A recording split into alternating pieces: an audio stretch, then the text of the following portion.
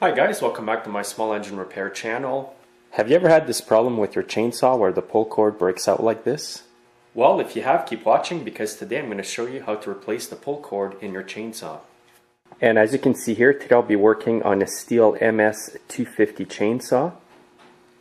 So to start this job, you're going to need a T27 torque screwdriver.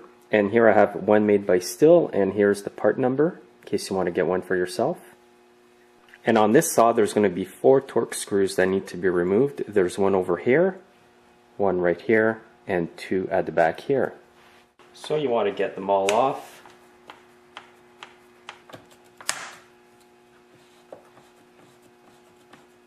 And you may also find it easier to work on your chainsaw on its side like that. And when you remove this screw here, you may have the small metal insert come out with it. That's okay. Make sure you don't lose this part here. And now you can just separate the recoil from the chainsaw. Here's the inside of the recoil, and here's the inside of the chainsaw. As you can see, it's going to need a good cleaning before it's put back together. So now the first thing I'm going to do is remove the rope from inside the pulley here.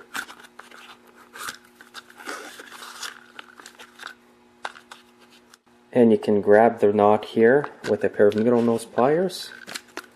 I'm not cutting the rope because I want to measure it with the new one so that I use the same length again. And now you'll want to grab the handle and remove the rope from inside of it right here. So I've measured out a new rope with the old one. I tried the best I could because it is a bit damaged. It was hard to actually see the actual length, but it's better to cut out a bit longer of a rope, and then if you have too much you can always trim it later. It's better than having too short of a rope in your recoil assembly and then having to redo it all over again. And by the way, I'm using a number 4 starter rope to repair this. And anytime I cut a new rope, what I do is I melt the end just slightly.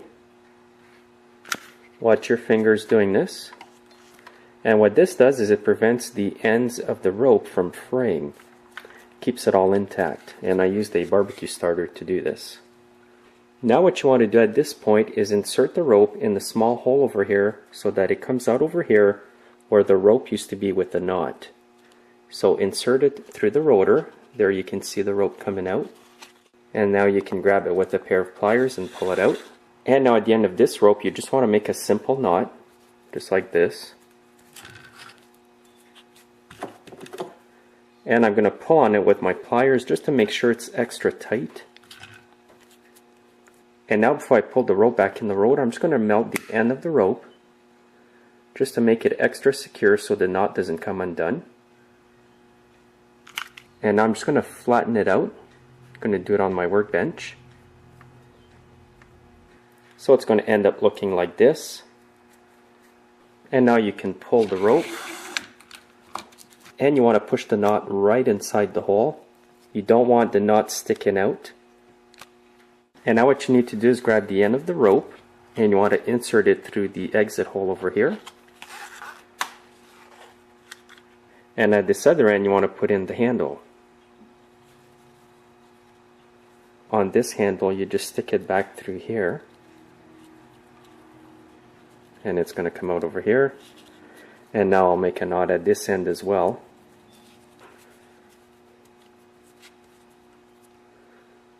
Just basically make the same kind of knot you made at the other end of the rope. And again, I'm going to melt the end and squish it a bit.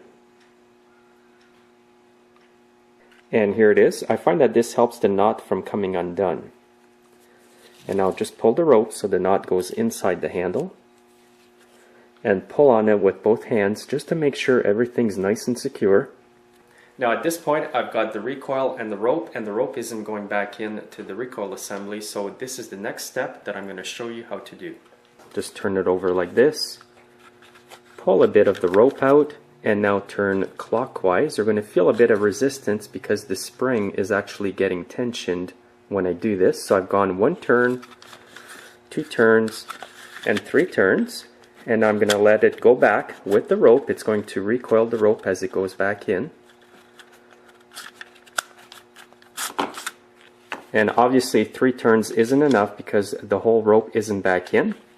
So just repeat the process until you find that the rope is tight enough for you. So I'll try 2 more turns on top of the other turns. So 1, 2, and I'm going to let it go back in.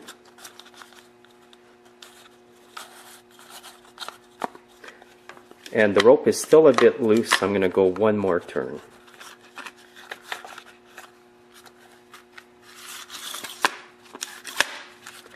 And now that looks nice and tight. It's going to retract very easily when you start the chainsaw. You don't want to put too much tension on the cord because you can end up busting the spring inside. And by the way, the cord is approximately 36 inches long in this recoil. Now since this chainsaw is so dirty, I'm going to clean it before I reinstall the recoil, and I'm also going to clean the recoil assembly as well. And to do this today, I'll be using an air compressor with a blowgun. And always make sure to wear safety glasses when you do this. And sometimes after I'm done air blowing it, if there's still a lot of dirt, I'll use a parts washer or some old gas and a paintbrush and just clean it right off. It does a really good job. But be careful doing this if you use old gas, because any spark could ignite it on fire. So be extra cautious. So now that I'm done cleaning the parts, I'm just going to lube the rotor here a little bit. Just going to put a bit of oil here on the shaft here. This is where all the parts rub together. What I'm using today is a bit of motor oil mixed with transmission oil. You don't need much, just a little bit. And I'm going to reinstall it. So to do that, just shove it underneath here. Remember that the screw with the little insert goes where the brake handle is over here. And then you've got 3 other screws, 1 here, 1 there, and 1 over here.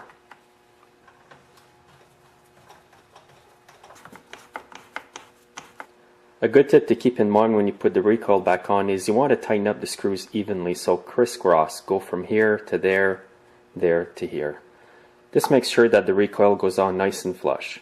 And now that it's all back together, what you want to do is try it out to make sure that she runs good and that the recoil is working great.